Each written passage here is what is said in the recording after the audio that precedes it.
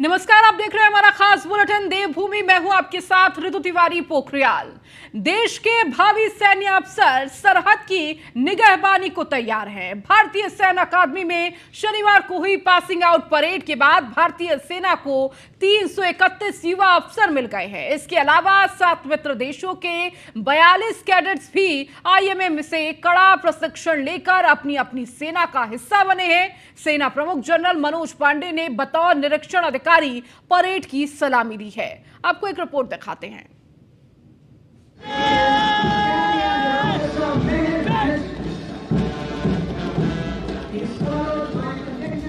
देहरादून में शनिवार को आईएमए की पासिंग आउट परेड संपन्न हो गई।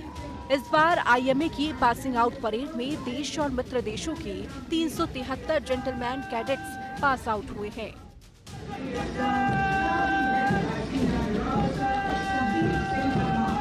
जिनमें 331 भारतीय जबकि 42 जेंटलमैन कैडेट्स 7 मित्र देशों के हैं।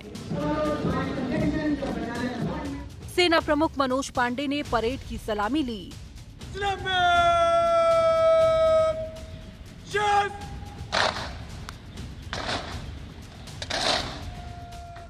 इस ऐतिहासिक पलों को लेकर पासिंग आउट परेड में शामिल हुए 374 जेंटलमैन कैडेट्स की खुशियां देखते ही बन रही थी। स्वर्ण, सिल्वर और कांस्य पदक विजेताओं ने मीडिया से भी अपनी खुशियों और चुनौतियों के बारे में बड़ी बेबाकी से बातचीत की। जो भी चुनौतियां रहेंगी वो ऐसे कोई स्पेसिफिक नहीं है। वॉरफेयर हमेशा चेंज हो रहा है, हमेशा चुनौतियां नए टाइप्स की आएंगी और हमें आईएमए में इसी चीज़ के लिए ट्रेन किया जाता है कि जो नई चुनौतियां आए हमारे सामने हम उनको अच्छे से फेस कर पाएँ, क्योंकि कन्वेंशनल चुनौतियां अब नहीं रही है। हर वक्त आप न्यूज़ में भी देखते होंगे अलग टाइप की चुनौतियां आती है। हर बार हमें नई चुनौतियों का सामना करना पड़ता है। तो मेरा विश्वास है कि जो भी हमारे सामने नई चुनौतियां आएगी, हम सारे जेंटलमैन कैडेट्स जो आज पास आउट हुए हैं हम उनका अच्छे से मुकाबला कर पाएंगे। मेरे दादाजी रिटायर्ड सूबेदार मेजर मूल सिंह राठौड़ आर्मी के एएमसी से रिटायर हुए थे और मेरे नाना retired warrant officer Fateh Singh Rathore air force से रिटायर हुए थे। तो मेरे बचपन में उन्होंने मुझे थोड़ा बहुत इस डायरेक्शन में इनिशिएट किया था, जिसके बाद मैंने 8th में आरआईएमसी ज्वाइन करने का डिसीजन लिया। ट्रेनिंग पीरियड काफ़ी अच्छा रहा। हम 3 साल इंडिया में ही ट्रेनिंग करके आए थे। सो आईएमए के लिए हम पूरे गियर्ड अप थे और यहाँ पे आके बस अच्छा करने का कोशिश किया कि मेरे कुछ अचीवमेंट्स हैं। जैसे मैं अकेडमी टीम बास्केटबॉल में था जो हम बख्शी कप जीत के आए हैं अभी आईएमए, और मैं बेस्ट इन ड्रिल जज हुआ हूँ, बेस्ट इन टर्नआउट जज हुआ हूँ। तो ऐसे काफ़ी सारे फैक्टर्स आते हैं जो हमें जज करते हैं कि हम बेस्ट हैं इन मेरिट में। आईएमए की पासिंग आउट परेड से सैन्य अफसर बनने वालों में से सबसे ज्यादा 63 जेंटलमैन कैडेट्स उत्तर प्रदेश से रहे। दूसरा नंबर 33 जेंटलमैन कैडेट्स के साथ बिहार का रहा। तीसरे नंबर पर हरियाणा के 32 जेंटलमैन कैडेट्स के साथ रहा। चौथे नंबर पर 26 जेंटलमैन कैडेट्स के साथ महाराष्ट्र और 5वें नंबर पर 25 जेंटलमैन कैडेट्स के साथ उत्तराखंड रहा। तमिलनाडु से 8 जेंटलमैन कैडेट्स सैन्य अधिकारी बने। आंध्र प्रदेश से 1 सैन्य अधिकारी बना तो कर्नाटक से 11 जेंटलमैन कैडेट्स सैन्य अधिकारी बने। तेलंगाना से 3, केरल से 5, जम्मू कश्मीर से 6, हिमाचल प्रदेश से 17, पश्चिम बंगाल से 3, झारखंड से 8, मणिपुर का 1, असम का 1, गुजरात के 2, चंडीगढ़ का 1, तो उड़ीसा के 2, पांडिचेरी का 1, अरुणाचल के 8, छत्तीसगढ़ के 5 और त्रिपुरा का 1 gentleman cadets passing out parade के बाद सेना में अधिकारी बन गए। As it has always been the dream of my father, who wanted to join the army, but due to certain medical reasons he failed. He always motivated me since my childhood to join the armed forces, as this has been the tradition of my ancestors. So I am the proud son of my father, who has completed his dream of joining the army, and today I have made my father proud, and I'll keep making him proud and my unit. The only thing which I want to say is that serving the nation and serving my battalion, serving my men, that will always be my first priority. मेरे को sir बहुत अच्छा गौरव महसूस हो रहा है। मेरा बच्चे ने इतना बड़ा गोल्ड मेडल अचीव किया है। ये स्टार्टिंग से ही बहुत ब्रिलियंट स्टूडेंट रहा है। आरआईएमसी में था, वहाँ पे भी इसने गोल्ड मेडल अचीव किया था और एनडीए में भी प्रेसिडेंट्स गोल्ड मेडल अचीव किया और आज यहाँ पे भी। मुझे बहुत अच्छा लग रहा है। स्टार्टिंग से ही ये अच्छा चल रहा है। देश की आन बान और शान पर मर मिटने के लिए तैयार 331 कैडेट अब भारतीय सेना का हिस्सा बन गए हैं। देहरादून स्थित भारतीय सैन्य अकादमी में सुबह 6 बजे से शुरू हुई IMA पासिंग आउट परेड संपन्न हो गई है, जबकि भारत के मित्र राष्ट्रों के 47 कैडेट भी पास आउट हुए हैं। चीफ ऑफ आर्मी स्टाफ ने अपने संबोधन में कैडेट्स में जहां जोश भरा, वहीं अनुशासन में रह के भारत माँ की सेवा के प्रति अलग जगाई। आयोजित इस कार्यक्रम में कैडेट्स के साथ ही कार्यक्रम में आए रिश्तेदार और परिजनों में भी खुशी देखते ही बनती थी और उत्साह और जोश के इस माहौल में एक बार फिर भारतीय सैन्य अकादमी की तस्वीरें देश और दुनिया में तेजी से वायरल हो रही हैं। कैमरा सहयोगी अंजीत के साथ सुदीप जैन, न्यूज़ 1 इंडिया, देहरादून। उत्तराखंड लोक सेवा आयोग के चेयरमैन डॉक्टर राकेश कुमार ने पद से इस्तीफा दे दिया है। राकेश कुमार ने 24 दिसंबर 2021 को यूकेपीएससी के चेयरमैन की जिम्मेदारी संभाली थी। उत्तराखंड लोक सेवा आयोग के अध्यक्ष के रूप में राकेश कुमार का कार्यकाल 6 वर्ष के लिए था, लेकिन मात्र 1.5 साल बाद ही राकेश कुमार ने शनिवार को अध्यक्ष पद से इस्तीफा दे दिया। हालांकि राकेश कुमार ने व्यक्तिगत कारणों से इस्तीफा देने की बात कही है। आपको बता दें कि राकेश कुमार 1992 बैच के उत्तराखंड कैडर के IAS हैं, जो पौड़ी, नैनीताल और देहरादून के जिलाधिकारी भी रह चुके हैं। इसके साथ ही उत्तराखंड में सचिव के रूप में शिक्षा, स्वास्थ्य, आपदा प्रबंधन और राजस्व समेत तमाम विभागों में महत्वपूर्ण जिम्मेदारी संभाल चुके हैं। उत्तराखंड लोक सेवा आयोग के अध्यक्ष पद की जिम्मेदारी संभालने से पहले Rakesh Kumar united national development programme में भारत के मुख्य सलाहकार के रूप में कार्य कर रहे थे। उत्तराखंड अधीनस्थ सेवा चयन आयोग में पेपर लीक का मामला सामने आने के बाद सरकार द्वारा ग्रुप C के पदों को भरने की भी जिम्मेदारी उत्तराखंड लोक सेवा आयोग को सौंप दी गई थी। हालांकि यूकेपीएससी में भी कुछ भर्ती परीक्षाओं में धांधली के मामले सामने आए थे, जिसके बाद से ही यूकेपीएससी भी सवालों के घेरे में आ गई थी। इस दौरान भी चेयरमैन पद पर काबिज राकेश कुमार के इस्तीफे की मांग उठी थी। मामले की जांच के दौरान कई लोगों की गिरफ्तारी भी हुई। यही नहीं, वर्तमान समय में यूकेपीएससी तमाम भर्ती परीक्षाओं को आयोजित कर रही है और इस बीच चेयरमैन राकेश कुमार ने व्यक्तिगत कारणों का हवाला देते हुए इस्तीफा दे दिया है।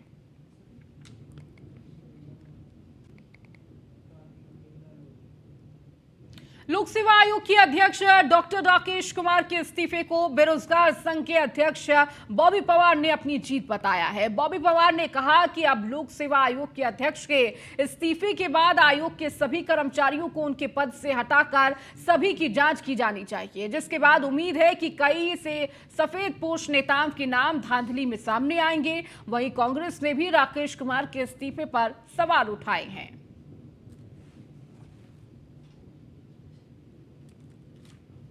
के साथ किसी की पटरी बैठ ही नहीं सकती, क्योंकि कहते तो ना खाऊंगा ना खाने दूंगा हुए, लेकिन आपने देखा कि तमाम प्रदेशों से खबरें आती हैं कि करोड़ों धनराशि इनके नेताओं के घर से निकलती हैं। उसी तरह से जो इनका वर्किंग पैटर्न है, जो इनकी कार्य प्रणाली है, जो इनकी शैली है कार्य करने की भाजपा के लोगों की, उसके साथ सब लोग पटरी बैठा पाएं ये ज़रूरी नहीं है, क्योंकि कहीं ना कहीं उनकी जो हिटलर शाही, उनकी जो तानाशाही है, उसको नहीं झेल पाए होंगे लोक सेवा आयोग के अध्यक्ष, और पर्सनल रीजंस का बहाना देख उन्होंने पद छोड़ दिया। RBI के गवर्नर ने भी तो एक राजा से जो उनकी प्रजा है वो मांग कर ये CBI लाए, तो वो हाई कोर्ट पे ये सारा वर्डन क्यों डाल रहे हैं? हाई कोर्ट पे तो रिट तब लगी थी जब UKSSC का घोटाला खुला था।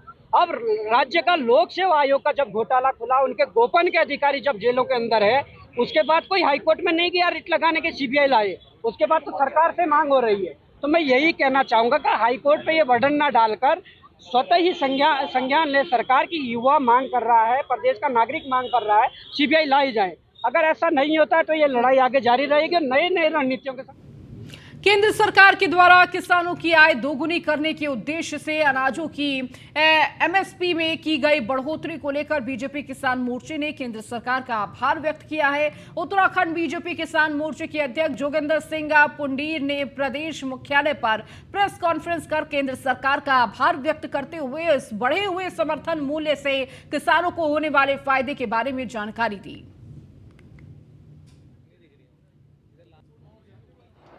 संपर्क अभियान में पब्लिक के बीच में लगातार जा रहे हैं, और पहली बार ऐसा आपने देखा होगा कि 2014 से जब से यशस्वी प्रधानमंत्री माननीय नरेंद्र मोदी जी केंद्र में आए हैं, तो कैसे किसानों का जीवन समृद्धशाली हो, कैसे उनकी आय दोगुनी हो, इसके लिए निरंतर कार्य हो रहा है। अभी मैंने आपको विस्तार से बताया कि किस प्रकार से 10.5% जो MSP बढ़ाया है, उसमें जो प्रमुख रूप से है उसमें हमारा मूंग, अरहर, धान, मक्का और उड़द का जो MSP है, इसके बढ़ने से हमारे जो किसान भाई हैं वो फसलों में भी विविधता लाने का प्रयास किया गया है। और इसके अलावा जो MSP जो अब बढ़ा के दिया है, ये न्यूनतम समर्थन मूल्य से लगभग 10.5% बढ़ा है और जो किसान लागत लगाता है उस पे उसको कम से कम 50% का मार्जिन मिले, जो उसका मुनाफा हो, उसको बढ़ाने के लिए काम किया गया है।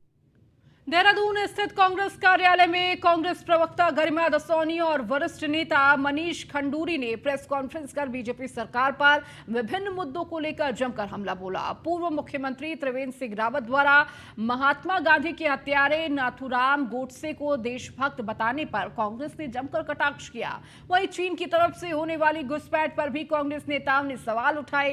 कांग्रेस नेताओं ने बाल अधिकार संगठन आयोग की अध्यक्ष गीता खन्ना पर भी अपने असंवैधानिक पद का दुरुपयोग करने के इल्जाम भी लगाए हैं। ये भ्रष्ट है और खोखली हो चुकी है और उनके पास और कुछ रह नहीं गया है कि एक समूह का अटैक करें। बाल आयोग की अध्यक्ष हैं डॉक्टर गीता खन्ना, शर्म आनी चाहिए उनको, क्योंकि आयोगों के अध्यक्ष न दल विशेष के होते हैं, न व्यक्ति विशेष के होते हैं, न संस्था विशेष के होते हैं, न समुदाय विशेष के होते हैं। ऐसे में गीता खन्ना इस पद पर बैठने की अधिकारी है ही नहीं, क्योंकि यदा कदा तो वो अपनी सोच से सबको उजागर करती थी कि वो किस सोच की व्यक्ति हैं, लेकिन कमीशन के अध्यक्ष के पद पर रहते हुए उन्होंने एक महिला ग्रुप में व्हाट्सएप चैट के दौरान किसी शाश्वत संगठन तथा कथित हिंदू धर्म की रक्षा के लिए जो संगठन बनाया गया है, 21,000 प्रति महिला मेंबर मांगे हैं और ये कहा है कि 21,000 से ज्यादा भी दे सकते हो और मुझे शब्द लिखा है कि मुझे डालिए ये पैसा। तो आप क्या बेगानी शादी में अब्दुल्ला दीवाना है? आप संगठन की अध्यक्ष हैं, शाश्वत संगठन की, और यदि अध्यक्ष है तो आप फिर कमीशन के अध्यक्ष पद से इस्तीफा दीजिए। आप पदाधिकारी भी नहीं है, आपने स्वीकारा है कि आप ऑफिस बेरर भी नहीं है,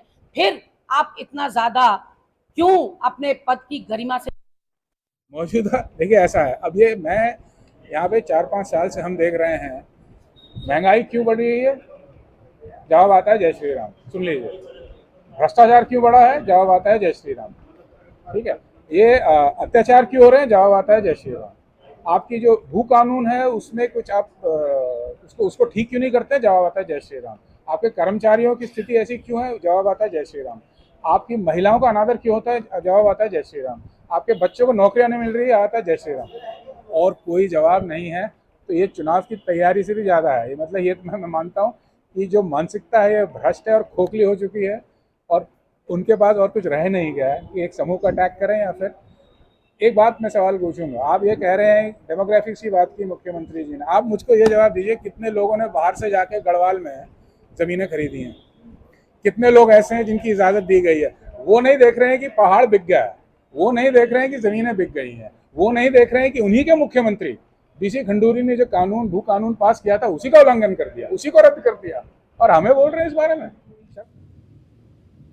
श्री पंचायती अखाड़ा बड़ा उदासीन के मुखिया महंत दुर्गादास महाराज ने संतों के प्रतिनिधि मंडल के साथ मुख्यमंत्री पुष्कर सिंह धामी से मुलाकात कर अखाड़ों में भू माफियाओं और असामाजिक तत्वों के प्रवेश पर रोक लगाने और अखाड़े के संतों को सुरक्षा उपलब्ध कराने की मांग की है। वहीं SSP द्वारा मामले में जांच कर उचित कार्रवाई की भी बात की जा रही है। हमने CBI जांच की मांग की है और जो अखाड़े के अंदरूनी मामले में जो भी राजनेता या भूमाफिया लोग हैं उनका अखाड़े में प्रवेश वर्जित करने की भी मांग की है। उनका हस्तक्षेप नहीं होना चाहिए और हर प्रकार से अखाड़े की मर्यादा नियम बना रहे, इसके लिए हमने उनसे आग्रह किया है कि आपका प्रशासन का भी ध्यान इस ओर रहना चाहिए। CM साहब ने आश्वासन दिया कि हम पूरा जो आपका कथन है उसमें हम आपके साथ हैं।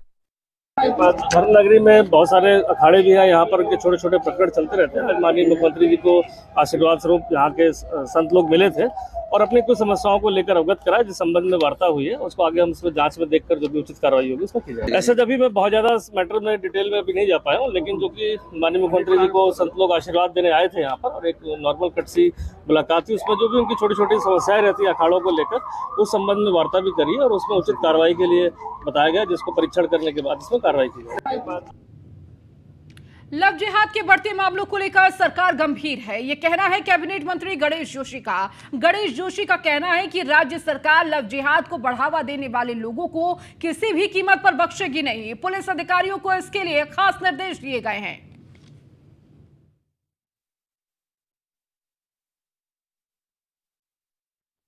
सबसे पहले मैं मुख्यमंत्री जी को बधाई देना चाहता हूं कि सबसे सख्त धर्मांतरण कानून अगर बनाया है तो पुष्कर सिंह धामी सरकार ने बनाया है। लेकिन जिस प्रकार से पिछले 4-5 दिनों में आप देखा होगा लव जिहाद के मामले बहुत बढ़ते हुए दिखाई दे रहे हैं, इसका मतलब एक सोची समझी साजिश के तहत षड्यंत्र किया जा रहा है।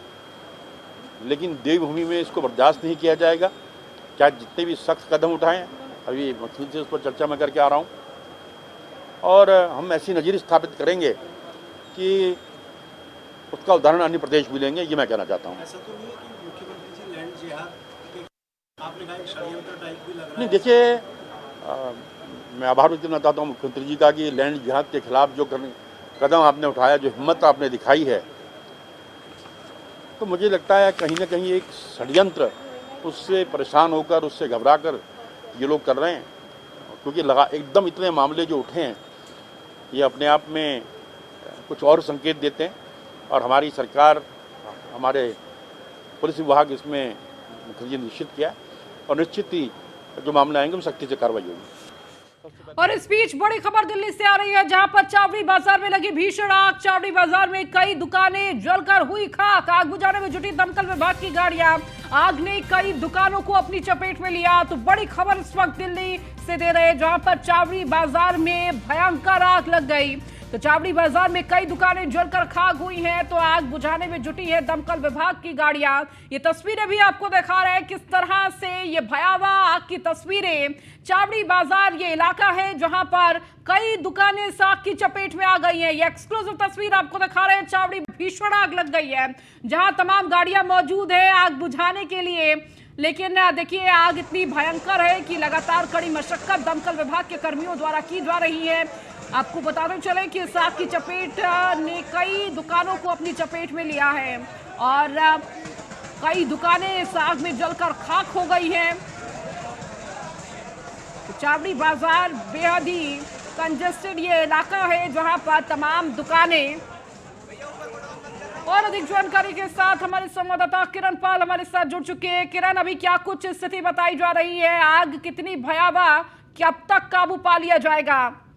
जी, मैं आपको बता दूं 10 दमकल की गाड़ियां मौके पर जल्दी पहुंच गई थी, जिसके चलते आग पर काबू पा लिया गया है। परंतु जिस दुकान में ये आग लगी थी वो केमिकल की दुकान थी, जिसके चलते वहां केमिकलों के गर्म होने से एक बड़ी आग दोबारा ना लग जाए, इसके लिए कूलिंग का काम लगातार चल रहा है और बड़ा ही कंजेस्टेड ये एरिया है। इसके कारण बड़ी मशक्कत के बाद दिल्ली पुलिस के जवानों ने फायर को जगह से रास्ता बनाना, ये अपने आप में एक चुनौती थी। और जिस तरीके से लगातार दमकल की गाड़ियों ने कर दिखाया है, उससे कई जो अन्य दुकानें हैं वो आग की चपेट में आने से बच गई हैं। और अभी भी देखा जा रहा है कि कहीं कोई आग सुलगी हुई ना रह गई हो, जिसके कारण आग ना बढ़ जाए। और अभी जो दिल्ली पुलिस के जवान हैं जो वहां लगातार भीड़ बढ़ रही है उसे पीछे कर रही है कि किसी भी तरीके का हादसा ना हो जाए। वो ऊंची ऊंची तारें हैं करंट की, उनसे किसी प्रकार का खतरा ना हो जाए। लगातार जो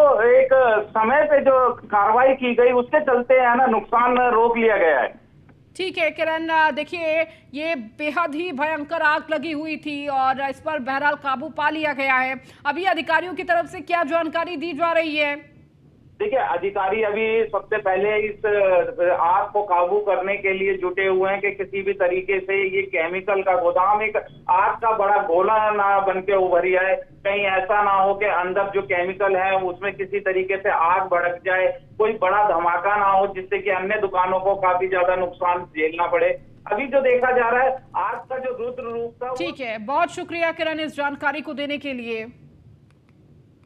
तो वहीं पूर्व स्वास्थ्य मंत्री सुरेंद्र सिंह नेगी के नेतृत्व में कांग्रेस कार्यकर्ताओं ने बेस चिकित्सालय कोटद्वार में मूलभूत सुविधाओं की मांग को लेकर प्रदर्शन किया है। इस दौरान पूर्व मंत्री एसएस नेगी का कहना है कि 2017 में जब प्रदेश में कांग्रेस की सरकार बनी तो इस अस्पताल का संयुक्त चिकित्सालय से उच्चीकरण कर बेस चिकित्सालय में तब्दील किया गया। जो भी सुविधाएं बेस चिकित्सालय में होनी चाहिए थी वह उपलब्ध कराई गई। इस बेस अस्पताल में डॉक्टरों के 58 पद स्वीकृत है, जिसको सापेक्ष समय लगभग 20 डॉक्टर सेवाएं दे रहे हैं, जबकि क्षेत्र के विधायक कोटद्वार की जनता के स्वास्थ्य के प्रति ही संवेदनशील नहीं है। तो क्या उम्मीदें प्रदेश सरकार से लगाई जा सकती है? सुरेंद्र सिंह नेगी ने कहा कि अगर जल्द ही प्रदेश सरकार अस्पताल की मूलभूत सुविधाओं को पूरा नहीं करती है तो हमें मुख्यमंत्री का घेराव करने के लिए मजबूर होना पड़ेगा।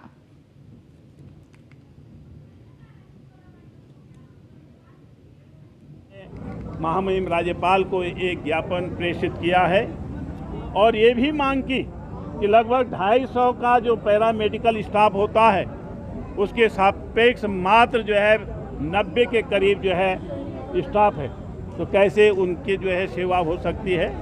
जो डॉक्टर्स वर्तमान में यहाँ हैं वो अपने एफर्ट से कोशिश तो करते हैं और धन्यवाद देना चाहते हैं उनको। इतनी कम संख्या होने के बावजूद भी आप थोड़ा थोड़ा सेवा दे रहे हैं। हम लोग उत्तराखंड में जिलों में अब प्रभारी सचिव की व्यवस्था को खत्म कर दिया गया है। लंबे समय से देखा जा रहा है कि प्रभारी सचिव अपने जिलों में बैठक करने नहीं जाते हैं, जिसके पीछे बड़ा कारण ये बताया जा रहा है कि सचिवालय में कई महत्वपूर्ण बैठकें होती है, जिसके चलते प्रभारी सचिव जिलों का दौरा नहीं कर पाते हैं। लेकिन प्रदेश में अभियोजन विभाग ने 21 सीनियर IAS अधिकारियों के सभी जिलों के दौरे के लिए रोस्टर तैयार कर लिया है, जिसके तहत सभी IAS अधिकारियों को महीने में 1 से 2 जिलों का दौरा करना होगा। कार्यक्रम क्रियान्वयन विभाग के सचिव दीपक गैरोला का कहना है कि रोस्टर तैयार हो चुका है। सभी IAS अधिकारी अब सोमवार से अपने अपने जिलों का दौरा करने निकलेंगे। जिलों का दौरा करने के बाद IAS अधिकारियों के द्वारा कार्यक्रम के क्रियान्वयन विभाग को अपनी रिपोर्ट भी सौंपी जाएगी।